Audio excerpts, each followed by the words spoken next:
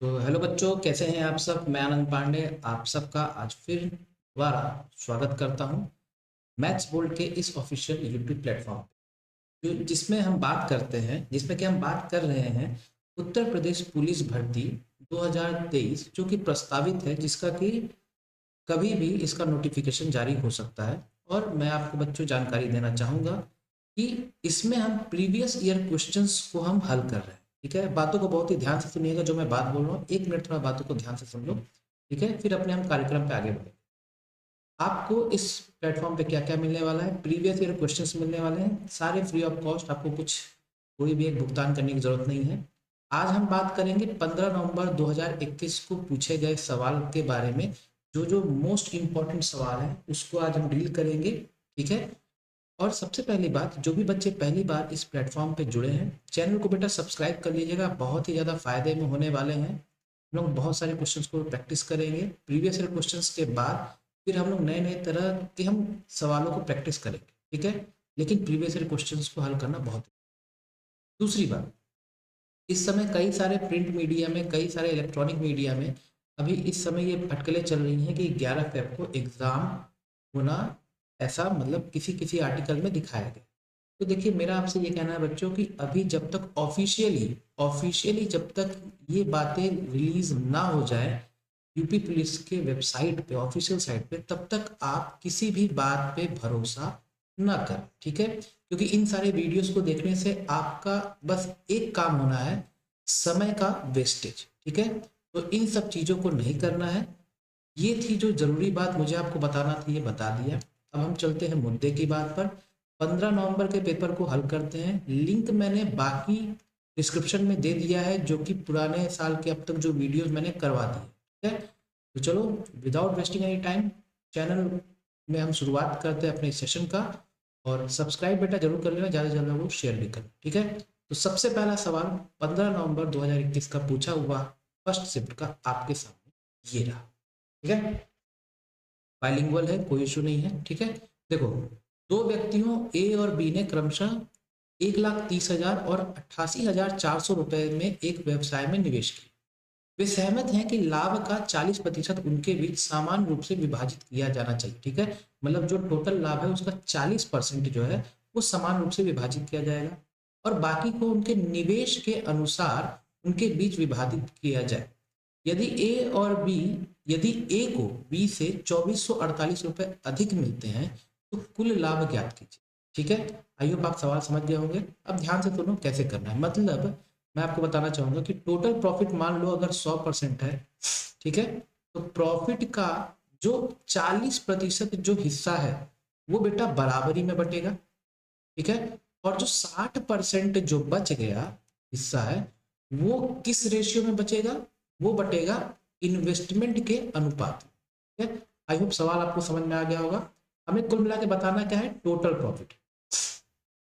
ठीक है, तो देखो कैसे करना है, बात को ध्यान से सुनो। ठीक है, देखो सबसे पहले हम बात करते हैं इन्वेस्टमेंट के बारे में। ठीक है, तो देखो ए और बी का अगर हम इन्वेस्टमेंट के बारे में देखें तो ए महोदय कितना कर रहे हैं, 1,30,000। ठीक है, जीरोस को बहुत ही सावधानी से लिखना, बिल्कुल भी गड़बड़ नहीं होनी चाहिए। और ये क्या है, 88,400। ठीक है, देखो कैंसिल करते जाते हैं। ठीक है ना, अब देखो इसको अगर हम 13 से कैंसिल करें, ठीक है, टेबल तो एटलीस्ट बेटा आपको याद होनी चाहिए अप टू 20 तक।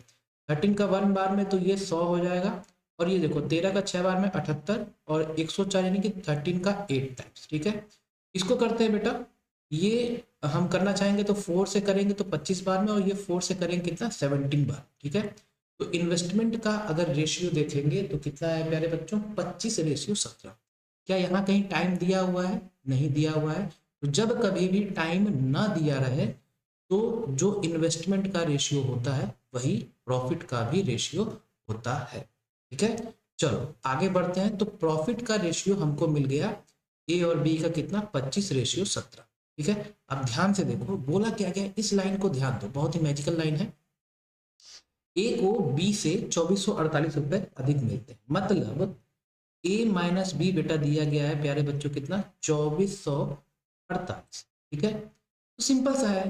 देखो कैसे करेंगे, एक लाइन में आंसर आएगा। ठीक है, अगर आप मेरी बातों को, मेरी भावनाओं को समझेंगे, 2448 रुपया ये जो है ₹2448 जो है ये ए और बी का अंतर है, और ए और बी का अंतर कितना है? 25 में से 17 घटाएं कितना हो गया प्यारे बच्चों? 8। ठीक है, तो ये 8 यूनिट का वैल्यू है। तो क्या यहाँ से हम ये टोटल प्रॉफिट बता सकते हैं जो कि इन दोनों के बीच में डिस्ट्रीब्यूट हुआ है? तो 25 + 17 प्यारे बच्चों करेंगे कितना आ जाएगा? 42। बात समझ में आ रहा है? ठीक है, अब ध्यान से देखना, अब ये आपके पास क्या आ गया है? प्रॉफिट। ठीक है, लेकिन ये प्रॉफिट जो है ये टोटल प्रॉफिट नहीं है। ये कौन सा प्रॉफिट है? ये वो प्रॉफिट है जो कि इन्वेस्टमेंट के रेशियो में बटा है, और वो कितना है? 60%। ठीक है, तो ये प्रॉफिट जो है ये कितने परसेंट की वैल्यू है? 60% की वैल्यू है। हमें पता करना है टोटल प्रॉफिट। तो टोटल प्रॉफिट प्यारे बच्चों कितना हो जाएगा? 100%। बस इसी चीज को हमें सॉल्व करना है और अपना आंसर आ जाए। देखो कैसे आता है, परसेंट से परसेंट। ठीक है, 0 से 0। देखो अब 6 का कितने बार में करेंगे? 7 बार में। तो ये हो गया 7, ये हो गया 10। अब यहाँ देखो 8 3 जा हो गया 24 और 8 6 जा 48।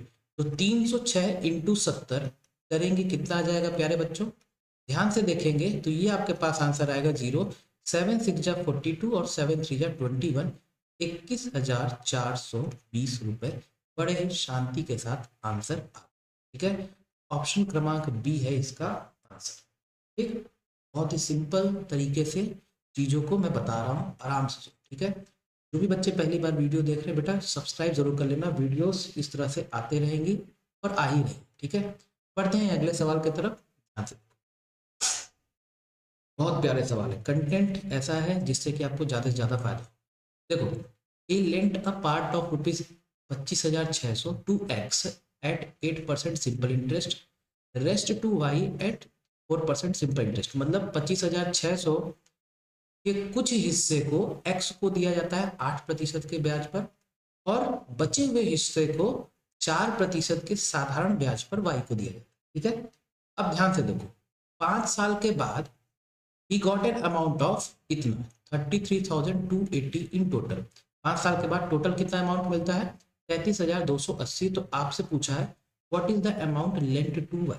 ठीक, आज के बाद एक चीज याद रखना, जब कभी भी इस तरह का सवाल पूछे हमेशा याद रखे रहो आप क्या लगाओगे? एलिगेशन। ठीक है, हाँ मैं समझ रहा हूँ कि कई सारे बच्चे ये होंगे जिनको एलिगेशन नहीं आता होगा, तो मैं ये कह रहा हूँ आपको एलिगेशन अगर नहीं आता तो घबराने की बात नहीं है। जो मैं आपको चीज बता रहा हूँ बस उतना था। करना क्या है, देखो 1 साल के लिए कितना दिया गया है? 8%। ठीक है ना, देखो मान लो हम मान लेते हैं एक्स को और वाई को, दो लोगों को दिया जा रहा है। तो एक्स को कितने पे दिया जा रहा है बेटा? 8% के लिए, और वाई को बेटा कितने पे दिया जा रहा है? 4%। ठीक है, ये तो बेटा 1 साल के लिए हो गया साधारण ब्याज। हमें बताना है 5 साल के लिए। तो साधारण ब्याज आपको पता है कि हर साल सेम होता है। अगर 1 साल का 8% तो 5 साल का प्यारे बच्चों कितना हो जाएगा? 40%। क्लियर है? उसी तरह से वाई का अगर 1 साल के लिए 4% है तो 5 साल के लिए कितना हो जाएगा? 4 × 5 यानी कि 20%। बात यहाँ तक क्लियर हो जानी चाहिए। ठीक है, अब देखो ध्यान से एक और इम्पोर्टेंट बात, ये साधारण ब्याज है। अब देखो प्रिंसिपल अमाउंट कितना है? 25,600, और टोटल अमाउंट जो कि 5 साल बाद मिल रहा है वो कितना मिल रहा है? 33,280। ठीक है, तो क्या यहाँ से हम साधारण ब्याज बता सकते हैं कि टोटल सिंपल इंटरेस्ट कितना होगा? टोटल सिंपल इंटरेस्ट ये सीधे सीधे क्या हो जाएगा? Amount minus principal. इतना तो हम सबको पता होना चाहिए। ठीक है, तो 33,280 माइनस 25,600 करेंगे तो हमें क्या मिल जाएगा? 5 साल में जो कुल साधारण ब्याज है उसकी वैल्यू। ठीक है, तो देखो ये कितना हो जाएगा बेटा? 80। 12 में से 6 गया 6। ठीक है, और 6 में से 12 में से 6 गया 6, फिर 12 में से 5 गया 7। ठीक है, 2 में से 2 कैंसिल, तो 7,680। ठीक है, ये हो गया टोटल सिंपल इंटरेस्ट। अब देखो लगाते हैं एलिगेशन। हाँ, यहाँ लिखो प्यार से x, यहाँ लिखो y। ठीक है, एलिगेशन के अलावा दूसरा कोई तरीका मत लगाना, फिर से बोल रहा हूँ, लगाओगे फंस जाओगे, बहुत ज़्यादा दिक्कत होगी। x को कितना मिला बेटा? 40%। y को कितना मिला प्यारे बच्चों? 20%। अब एलिगेशन का याद रख रहे हो, अगर यहाँ परसेंट है तो यहाँ भी परसेंट होना चाहिए। यहाँ हम लिखते हैं टोटल वैल्यू, और वो कैसे निकालेंगे? कुछ नहीं करना है, ये जो साधारण ब्याज निकला है 7680, हम इसका प्रतिशत निकाल देंगे प्रिंसिपल वैल्यू के टर्म्स में। तो आप अगर देखोगे सिंपल इंटरेस्ट का अगर हम प्रतिशत निकालेंगे तो 7680 ये जो टोटल ब्याज आया है इसको डिवाइड कर दो प्रिंसिपल से, 25600 से डिवाइड कर दो और प्रतिशत चूंकि निकालना है तो इंटू कर दो 100। डबल जीरो से डबल जीरो कैंसिल हो गया। इसको अगर आप करोगे तो ये 3 बार में जाएगा और एक जीरो रह जा रहा है तो कितना हो गया 30%। तो टोटल सिंपल इंटरेस्ट प्रतिशत के तौर पे देखेंगे तो प्यारे बच्चों कितना है 30%, और वो हमने लिख दिया बड़े प्यार से यहाँ। ठीक है, अब कुछ नहीं करना है, अंतर निकालना है, पॉजिटिव अंतर। 30 माइनस 20 कर देंगे कितना हो गया 10, 40 माइनस 30 कर देंगे कितना हो जाएगा 10। ठीक है, अगर लिखना है तो इस तरह से करके लिख सकते हो। और इसी का हम निकालते हैं रेशियो, तो 10:10 या फिर इसी को कह लो 1:1। कहने का मतलब ये हुआ कि जो भी अमाउंट है, ठीक है, ये जो भी राशि है उसको x और y में बराबर बराबर बांटा गया है। तो पूछा गया है कि y को कितना राशि मिला होगा, तो जब बराबर बराबर प्यारे बच्चों बांटा गया है तो y को मिलने वाली राशि क्या हो जाएगी, जो 25,600 है जो अमाउंट है उसका ठीक कर दो। तो 25,600 का आधा करोगे प्यारे बच्चों तो क्या हो जाएगा 12,000 रुपए। ये हो गया आंसर। ठीक है, समझ में आया? देख लो कितना शॉर्ट तरीके से है, कोई लेंदी नहीं है, समझाने के लिए बड़ा आराम आराम से आपको बताया जा रहा है ताकि आप कॉन्सेप्ट अच्छे से समझो। मैं चाहता तो मैं सीधे सीधे आपको ये बता सकता था, लेकिन कई सारे बच्चे ऐसे भी होंगे जिनको ये नहीं पता है कि सर ये वैल्यू कैसे है। ठीक है, एक बात ध्यान रखिएगा कि ये जो वैल्यू होता है बीच की, ये इन दोनों के बीच का मतलब वैल्यू होना चाहिए। ठीक है, बढ़ते हैं आगे अगले सवाल पे। देखो अगला सवाल, ठीक है, गुणोत्तर श्रेणी के प्रथम 123 पदों का योग उसी गुणोत्तर श्रेणी, ठीक है ना, उसी सेम के प्रथम 121 पदों के योग के बराबर। अच्छी बात है, जब पहला पद 1235 हो तो उसी गुणोत्तर श्रेणी में, ठीक है ना, ये धरनी लिखा गया बेटा, ये श्रेणी होगा। ठीक है, भावनाओं को समझें, श्रेणी में 99वां पद क्या, ठीक है, sum of first 123 terms of a GP is equal to sum of the first 121 terms of the GP. When the first term is इतना, what is the 99th term in the same GP. ठीक, कुछ नहीं करना है, GP में बेटा चीजें दे करके रखी गई हैं, बस बड़े प्यार से लिख लो। ठीक, सबसे पहले क्या दिया गया है कि 123 पदों का जो सम है वो 121 टर्म्स के बराबर। अब बेटा जीपी का आपको फॉर्मूला पता होना चाहिए, नहीं पता है तो सुन लो। जीपी के सम ऑफ एन टर्म्स का जो फॉर्मूला होता है वो होता है a इंटू आर की power n-1 divided by r+1, जहाँ पे r क्या होता है कॉमन रेशियो और a क्या होता है फर्स्ट टर्म पहला पद। ठीक है, तो चूंकि सेम जीपी है तो कोई टेंशन वाली बात नहीं है, a तो सेम रहेगा। तो देखो a इंटू आर तो पता नहीं है, r सेम ही होगा, की power 123-1 divided by r-1। Same उसी तरह से a इंटू आर की पावर कितना है बेटा 121-1 डिवाइडेड बाई r-1। ठीक है बेटा, जीपी तो सेम है तो a से a कट गया और ये r-1 से r-1 कटेगा। ठीक है, क्योंकि a और r तो सेम ही रहेगा जीपी के लिए। अब देखो ये -1 से -1 कट गया तो बेटा कुल मिला के क्या बचा, r की पावर 123 बराबर r की पावर 121। क्लियर है? अब देखो 121 और 123 अगर हम इसको कैंसिल करेंगे तो क्या हम सीधे सीधे बोल सकते हैं कि r स्क्वायर बराबर 1, या फिर सीधे सीधे हम बोल सकते हैं कि r की वैल्यू कितनी आ गई प्यारे बच्चों 1।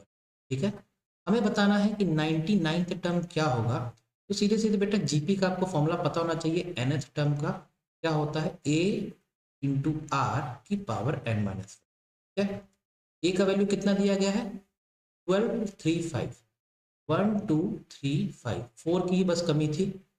आर कितना है 1 और 1 की पावर एन का वैल्यू कितना है 99 पद है, मतलब हमें बताना है 98। ठीक है, हमें बताना है 99th टर्म।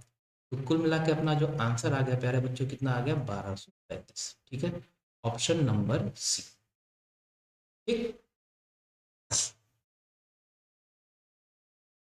ठीक, पढ़ते हैं आगे। आई होप आपको एक्सप्लेनेशन समझ में आ रहा होगा। ये सवाल, ठीक है, ये वो सवाल हैं जो बार बार आपके एग्जामिनेशंस में आपके सामने टकराते हैं लेकिन हम इनको यूं ही छोड़ के आ जाते, परसेंटेज देख के हम डर जाते, लेकिन ऐसा करना नहीं है। ध्यान से सुनो, ठीक है। जो भी बच्चे इंग्लिश मीडियम के वो अपना इंग्लिश वाला सवाल देखें, हिंदी मीडियम वाले हिंदी सवाल देखें, कोई टेंशन नहीं है। देखो, राकेश अपने मासिक आय का 10% अपने घरेलू खर्च पर, 15% किताबों पर और 20% कपड़ों पर खर्च करता है। अच्छी बात है भाई। और बाकी बचाता है। अच्छी बात है, बचा भी रहा है। हिसाब लगाने पर उसे पता चलता है कि उसने आखिरकार 19,569 रुपए की बचत की है। बहुत अच्छी बात है। तो उसकी मासिक आय ज्ञात कीजिए। सिंपल सा है, एक लाइन में बताऊंगा कैसे करें। देखो, खर्चा बेटा कितना है, 10%, 15% और 20%, ठीक है। टोटल कर देते हैं, 10 + 20 कितना हो गया, 30, 30 + 15 कितना हो गया, 45%। मतलब अगर मैं टोटल मान के चलता हूँ 100%, तो 100% में से 45% तो उसने खर्च कर दिया, तो कुल मिलाकर के उसका बचत कितना हुआ प्यारे बच्चों, 55%। सिंपल है, ठीक है, कोई दिक्कत की बात नहीं। और इसी 55% का वैल्यू दे करके रखा है 19,569। हमें बताना है कि मासिक आय क्या है, मतलब हमको 100% का वैल्यू बताना है। इससे ज़्यादा आसान सवाल क्या है। तो देखो, कुछ नहीं करना है, एक लाइन में देखो, 19,569 जो है, कितने प्रतिशत का वैल्यू है, 55% का वैल्यू है। हमें कितने का वैल्यू बताना है, हमें बताना है कि टोटल इनकम क्या होगा, जो कि है 100%। बस इतना सा ही करना है और कुछ नहीं। कोई फिजूल के तरीके नहीं लगाना है, बहुत ही सिंपल तरीका है। परसेंट से देखो, परसेंट कट गया। अब देखो, ये 11 से कैंसिल होगा, अगर आपने डिविजिबिलिटी रूल पढ़ा होगा सही से तो। 11 का 5 बार में, 11 का 1 बार में, ठीक है। 9 में से 1 गया 8, 11 7 जा 77, ठीक है। 8 7 15, तो 11 7 जा 77 और 11 9 जा 99, ठीक है। और फिर उसके बाद देखो, 5 का हम 20 बार में कैंसिल कर देंगे। इसको सॉल्व अगर कीजिएगा, 1779 इंटू 20, 0 2 9 जा 18, 2 7 जा 14, 15, 15 2 1 जा 2 3, 35,580 रुपए ये हो जाएगा प्यारे बच्चों इसका। ठीक है, आई होप आपको समझ में आ रहा होगा क्या कॉन्सेप्ट है, क्या लॉजिक है, क्या तर्क है। ठीक, बढ़ते हैं आगे। अगला सवाल आपके सामने ये रहा, बहुत प्यारा सवाल है। देखो, एक चीज मैं आपको बताना चाहूंगा, उत्तर प्रदेश एसआई का जो एग्जाम हुआ था 2021 में, लास्ट एग्जाम आपको पता ही होगा, 2021 में हुआ था। उसमें जो वैल्यूज जो दे करके रखे गए थे, वो ऐसे वैल्यूज थे जो कि चाहते थे कि आप कैलकुलेट करें। सवाल आसान था, वैल्यूज थोड़ी बड़ी दे करके रखी थी, जैसा कि ये 2 pipes fill the tank in 693 and 1155 minute. अच्छी बात है। There is also leak pipe in the tank, मतलब लीक भी है टंकी पर। जब सभी पाइप्स को खोला जाता है तो एम्प्टी टैंक जो है वो कितने देर में भरता है, 462 मिनट में। ठीक है। So how many minutes will the leak pipe take to empty the tank. सवाल देखिए आपके सामने दिया हुआ है, आसानी से, कोई दिक्कत की बात नहीं। मान लेते हैं कि 3 पाइप हैं, ए, बी और सी। 2 पाइप्स जो भर रहे हैं, यही बोला है ना। मान लेते हैं जो 2 पाइप भर रहे हैं वो ए और बी हैं, और सी वाला जो है वो टंकी को खाली। ठीक है, समझो ध्यान से, बड़े आसानी से एक मतलब इजीली निकालते जाओगे। तो ए कितने देर में भर रहा है बेटा, 693 मिनट। ठीक है। बी कितने देर में भर रहा है, बी भर रहा है 1155 मिनट में। अच्छी बात है। अब ध्यान से देखना, ये जो तीसरी लाइन है ये इंपॉर्टेंट है। When all the pipes are open, जब सभी पाइप्स को एक साथ खोला जाता है तब कितना में भरता है, 462 मिनट। तो जब तीनों पाइप का हम इस्तेमाल कर रहे हैं तो क्या हम ए प्लस बी प्लस सी बोल सकते हैं, बिल्कुल बोल सकते हैं। और ऐसा करने में कितना हो रहा है, 462 मिनट। ठीक है। अब यहाँ पे क्या करना होता है बेटा, एलसीएम निकालना होता है। एलसीएम निकालेंगे, कितना आएगा, 6930।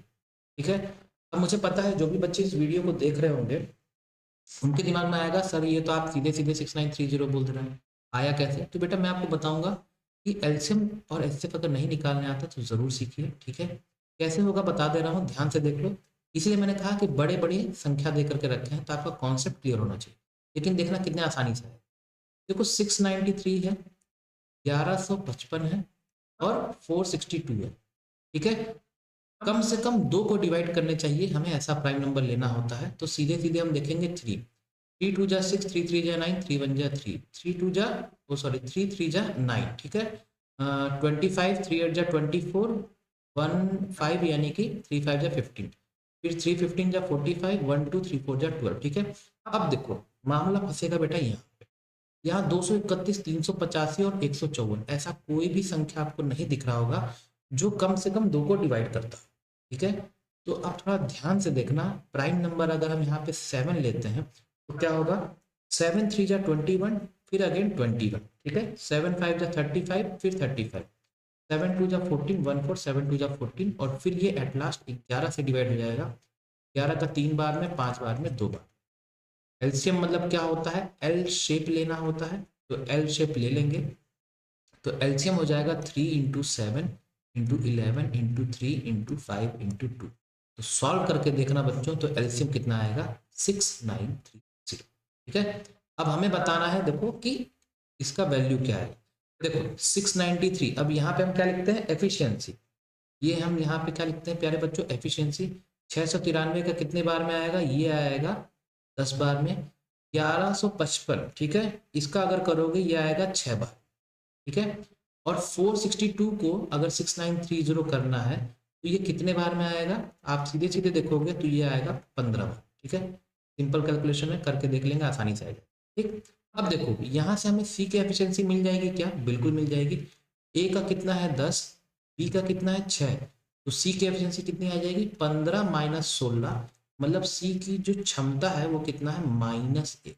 ये माइनस क्या है, माइनस यही इसी चीज को दर्शाता है कि क्या बोला है, लीक पाइप बोला है ना, तो सी चूंकि लीक पाइप है इसीलिए उसकी एफिशिएंसी माइनस में। ठीक है, तो हमें बताना है how many minutes will the leak pipe take to empty the tank. कुछ नहीं करना है, टाइम बराबर क्या हो जाएगा, वर्क अपॉन एफिशिएंसी। कार्य टोटल कितना है 6930, और एफिशिएंसी सी की हमें देखनी है, तो सी की क्षमता कितनी है 1, तो आंसर कुल मिला के कितना आ गया 6930।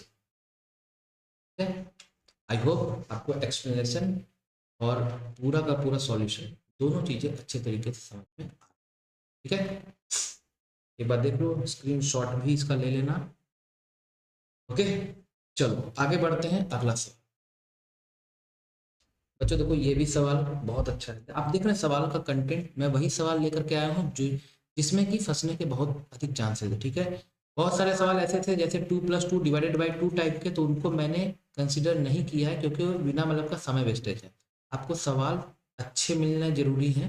ठीक है, वही छोटे छोटे सवाल जो रिपीटेड हैं उनको करने से कोई मतलब नहीं। ठीक है, देखो ए ने एक वस्तु खरीदी और इसकी मरम्मत पर कितना 480 रुपये, ठीक है, यहाँ पे लिखा हुआ है 480 रुपये खर्च किए। ठीक, फिर उसने इसे 20% के लाभ पर बी को बेच दिया, बी ने इसे 30% की हानि पर सी को बेच दिया, और सी ने अंततः इसे 10% के लाभ पर 3696 रुपये में बेचा। तो ए ने वस्तु के लिए कितना भुगतान किया। बेटा सिंपल सी बात है, देखो ए बॉट एन आर्टिकल, हम मान लेते हैं कि ए ने जो आर्टिकल जो खरीदा होगा उसका कॉस्ट प्राइस हम मान लेते हैं x रुपए। ठीक है, तो कुछ नहीं करना है, x रुपए पर इसने कितना खर्च किया, 480 रुपये खर्च किया उसके रिपेयरिंग पे। ठीक है, तो 480 रुपये खर्च किया, तो ये हो गया टोटल कॉस्ट प्राइस। ठीक, अब बोला है कि प्रॉफिट, अब क्या है, ए बी को बेच रहा है कितने पे, 20% के प्रॉफिट पे। 20% का प्रॉफिट यानी कितना हो गया 120%। फिर क्या है 30% का लॉस हो रहा है, तो 100 में से 30 माइनस कर देंगे कितना हो जाएगा 70%। ठीक है, और फिर क्या है 10% का फिर प्रॉफिट हो रहा है, तो 100 में से 10 जोड़ने पे यानी कि 110% आता है। ठीक है, और ये कुल मिला के किसके बराबर हो जाएगा 3696 के बराबर। ठीक है, यही इक्वेशन आपको बेटा सॉल्व करना है, इससे ज्यादा आसान तरीका और दुनिया में कोई है ही। ठीक है, अब देखो परसेंट से परसेंट देखिए, आप इसको सॉल्व कर सकते हैं। अगर डाउट होगा कमेंट करके जरूर बताइएगा। एक्स का वैल्यू क्या होगा, बस आपको ये पता करना है। देख रहे हैं हाउ मच डिड ए पे फॉर द आर्टिकल, मतलब हमको बताना है एक्स का वैल्यू। इसको सॉल्व करके बेटा देखोगे तो एक्स का वैल्यू सीधे सीधे आ जाएगा 3520। ठीक है, तो मेन जो है जब भी इस तरह का सवाल आए तो आपको यही अप्रोच करना है, सिंपल सीरीज मेथड। ठीक, डजंट कुछ भी देखना ही नहीं है, प्रॉफिट है तो जोड़ देना है 100 में, लॉस है तो 100 से घटा बस। ठीक है, सॉल्व कर दोगे 3520 आ जाएगा। आई होप आपको समझ में आ गया। ठीक, बढ़ते हैं अगले सवाल की तरफ। यूनिट डिजिट, ठीक है, आपको बताना है ये 1624 की पावर 24, इसका यूनिट डिजिट इकाई अंक क्या होगा। बेटा जब भी यूनिट डिजिट के बारे में बात आए तो हमेशा आपको इकाई अंक पे ही फोकस करना है जो भी संख्या दी।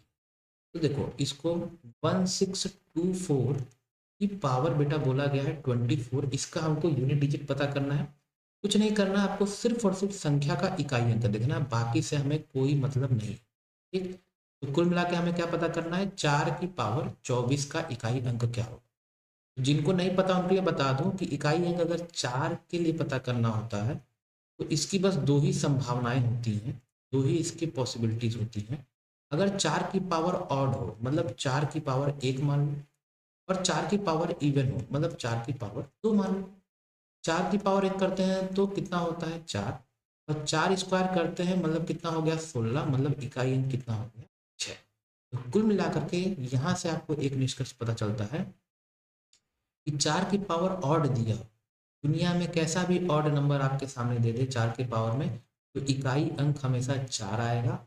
और 4 की पावर इवन कभी भी दे दे, आज के बाद ध्यान रखे रहना, तो इकाई अंक क्या आएगा 6। याद करने का सबसे सटीक तरीका आपको बता दिया है इस सामने। ठीक है, तो 4 की पावर इवन है बेटा तो क्या आ जाएगा 6। ठीक, आपको याद भी नहीं करना है, बस पावर 1 पावर 2 से ध्यान। ठीक है, तो इसका जो उत्तर हो जाएगा प्यारे बच्चों क्या आ जाएगा, ऑप्शन डी 6। क्लियर है, इसको नोट कर लीजिएगा। अगर जो भी बच्चे अभी जिनकी तैयारी पुख्ता रूप से अगर अभी मतलब तैयारी के फेज में है, इस पॉइंट को जरूर नोट कर लो। ठीक, ये सवाल देखो सिंपल सा ही, देखो सवाल पूछा गया है। ठीक है, ओके, देखो 11 11 और 11। ठीक है, ये कॉमन है तो हम इसको लिख सकते हैं 11। ठीक है, और देखो ये क्या, इसको हम लिख सकते हैं 33 प्लस 79 और प्लस 40। क्लियर है, डिवाइडेड बाई 12 का स्क्वायर कितना हो जाएगा प्यारे बच्चों 144, माइनस 961 किसका रूट होता है बेटा 31 का, प्लस 13। ठीक है, अब देखो इसको सॉल्व करोगे प्यारे बच्चों तो कितना हो जाएगा 9 3 12, 12 और 4 16। ठीक है, 7 3 10, 10 और 1 11, 11 और 12, ये हो गया 126, और ये कितना हो गया 11। ठीक है, इसको भी सॉल्व करोगे तो कितना आएगा 126। अब चूंकि डिवाइड बोला है तो ये दोनों कैंसिल हो गया, अल्टीमेटली आंसर कितना आ गया 11।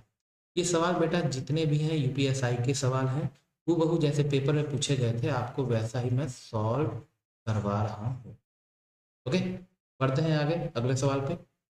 रिमाइंडर बताना है, इस चीज का आपको रिमाइंडर बताना है जब ये 11 से विभाजित हो। कुछ नहीं करना है, 11 का देखो ऐसे मैं लिख दे रहा हूँ 23 34। इसको बल्कि आपको पेन भी नहीं चलाना है, लेकिन मैं समझाने के लिए बता दे रहा हूँ, इस चीज को आपको एग्जाम में लिखना भी नहीं। ठीक है, इंटू 67 इंटू 78 डिवाइडेड बाई 11। कुछ नहीं करना है, 11 का 2 बार में करते हैं तो 22, शेषफल कितना मिलता है +1। 11 3 जा 33, शेषफल कितना हो गया +1।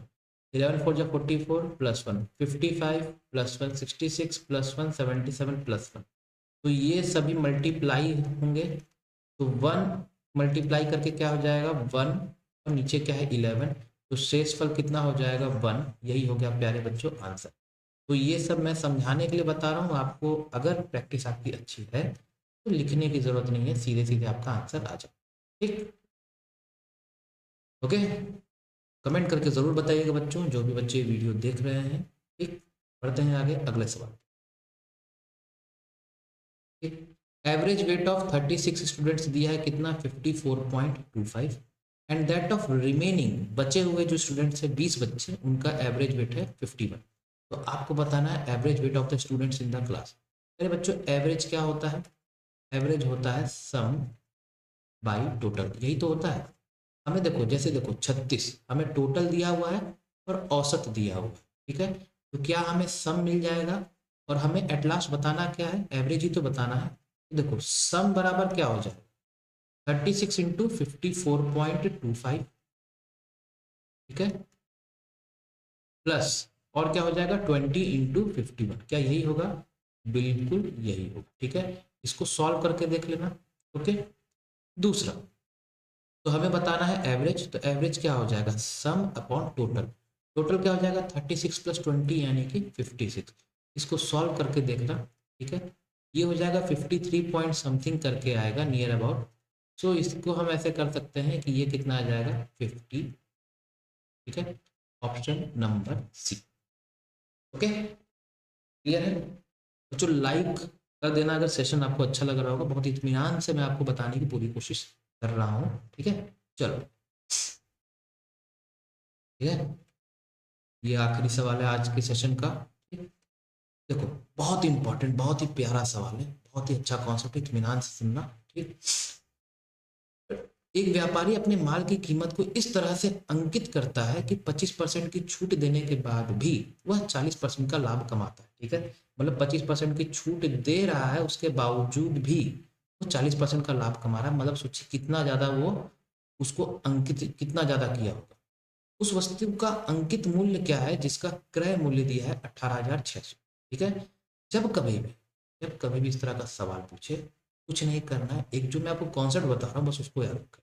ठीक है, ध्यान से देखो, यहाँ पे क्या दिया हुआ है, प्रॉफिट परसेंट दिया हुआ है और यहाँ पे डिस्काउंट दिया हुआ है 25%। ये क्या होते हैं बेटा, ये होते हैं कॉम्बिनेशन टाइप के क्वेश्चन। ठीक है, सवालों की कैटेगरी को भी एक बार समझना जरूरी है। ये कॉम्बिनेशन टाइप के क्वेश्चन रहते हैं, मतलब इसमें आपको डिस्काउंट भी दिया हुआ है, डिस्काउंट परसेंट, और प्रॉफिट परसेंट भी दिया गया है। ठीक है, तो जब भी इस तरह के कॉम्बिनेशन वाले सवाल आते हैं, कुछ नहीं करना है, जो बता रहा हूँ बस उतना याद रखना। सबसे पहले बताओ डिस्काउंट किसके वजह से होता है? डिस्काउंट होता है मार्केट प्राइस और सेलिंग प्राइस की वजह से। तो बड़े प्यार से लिखो मार्केट प्राइस और सेलिंग प्राइस। अब ये बताओ प्रॉफिट किसकी वजह से होता है? प्रॉफिट होता है सेलिंग प्राइस और कॉस्ट प्राइस की वजह से। तो सेलिंग प्राइस और फिर कॉस्ट प्राइस। बात समझ में आ रहा है? इतना लिख दो अच्छे से। अब डिस्काउंट प्यारे बच्चों कितना है? 25%। 25% का डिस्काउंट यानी कि क्या हो गया? 1/4। ठीक है, और चूंकि ये डिस्काउंट है तो ऊपर वाला डिस्काउंट होगा, नीचे वाला क्या होगा? Market price. तो 4 पे 1 का डिस्काउंट, ठीक है, तो सेलिंग प्राइस क्या हो जाएगा? 4 माइनस 1 बराबर 3। ठीक है, ये बेसिक कॉन्सेप्ट तो पता होना चाहिए आपको। डिस्काउंट का काम खत्म। अब बात करते हैं प्रॉफिट परसेंट। प्रॉफिट परसेंट प्यारे बच्चों कितना है? 40% का। तो 40% मतलब क्या हो जाएगा? 4/10 यानी कि 2/5। सॉल्व करके देख लेना, सिंपल सा चीज है। ये हो गया बेटा प्रॉफिट, और ये क्या हो गया? Cost price. कॉस्ट प्राइस कितनी है? 5 की। प्रॉफिट कितना है? 2 का। तो सेलिंग प्राइस क्या हो जाएगी? 5 प्लस 2 यानी कि 7। ठीक है, तो आपके पास आपको क्या क्या मिल गया? मार्केट प्राइस, सेलिंग प्राइस, और फिर कॉस्ट प्राइस और सेलिंग प्राइस। ठीक है, अब इसका हम क्या निकालेंगे? रेशियो। अगर आपने सही से रेशियो के कॉन्सेप्ट को पढ़ा है तो आपको ये पता होगा प्यारे बच्चों कि इस तरह के जो कंटिन्यूअस रूप में हो तो उसको कैसे सॉल्व करते हैं। 3 को यहाँ शिफ्ट कर दो और 7 को यहाँ शिफ्ट कर दो। ठीक है, अब क्या करना है? मल्टीप्लाई। 4 7 जा कितना हो गया? 28। 3 7 जा कितना हो गया? 21। और 3 5 जा प्यारे बच्चों कितना हो गया? 15। बात समझ में आ रहा है? ठीक है, अब देखो क्लियर है, कुछ कैंसिल नहीं हो रहा तो एज इट इज रहने दो। अब बोला क्या है? हमें बताना है मार्केट प्राइस बताना है जब कॉस्ट प्राइस दिया हुआ है। बेटा कॉस्ट प्राइस कितना है? 15 है। ठीक है, सीधा सीधा क्या करते हैं, बस यही चीज आपको यहाँ पे बनाना होता है। अगर ये आपने बना लिया तो आपका सवाल पूरा खत्म। इस तरह के सवाल में कभी फंसोगे ही नहीं। तो देखो कॉस्ट प्राइस दिया हुआ 18,600। तो 18,600 कितने यूनिट का वैल्यू है? 15 यूनिट का कॉस्ट प्राइस ही तो है। ठीक है, हमें बताना है मार्केट प्राइस। मार्केट प्राइस यानी कि 28 यूनिट का हमको वैल्यू बताना। ठीक है, इसको सॉल्व कर लोगे। आई होप ये मैं सॉल्व करना आप पे छोड़ देता हूँ क्योंकि सिंपल कैलकुलेशन है। सॉल्व करोगे तो answer will be 34,720, option number. ठीक है, तो ये था आज का पूरा सेशन। ये सवाल की कैटेगरी बहुत इंपॉर्टेंट है और मैं पक्का गारंटी के साथ बोल रहा हूँ इस तरह का सवाल पक्का फंसेगा ही फंसेगा।